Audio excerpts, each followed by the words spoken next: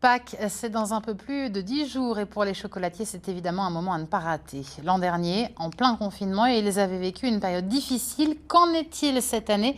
Eh bien, c'est beaucoup mieux, tant en termes de morale que de quantité écoulée. À Nancy, Olivier Bouillon, Laura Poli avec Boris Kretschmar. Offrir des œufs à Pâques, une tradition chrétienne pour célébrer la fin du carême. En revanche, on ignore qui a eu l'idée le premier d'en offrir en chocolat. Confiné l'année dernière à quelques jours de la fête, le chocolat fait son grand retour sur les étals. Pâques 2021 va être un bon cru. Les gens ont envie de se faire plaisir. On ne va pas être confinés, on va pouvoir sortir, les gens vont pouvoir venir acheter en boutique. Donc ça va être un bon cru. Pour Pâques, on fait entre 4 et 5 tonnes de chocolat, tout compris, tout garni avec la garniture, les œufs pralinés, les moulages.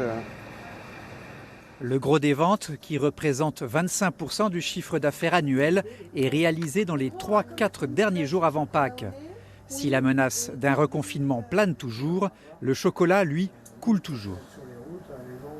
C'est une crainte qui reste possible, effectivement, mais je dirais, il ne faut pas partir négatif. Nous, on part positif. Si le client souhaite du chocolat, il faut qu'on puisse leur proposer et faire ce qu'il faut pour qu'il ait et faire des quantités qui soient assez suffisantes pour que tout le monde puisse acheter du chocolat.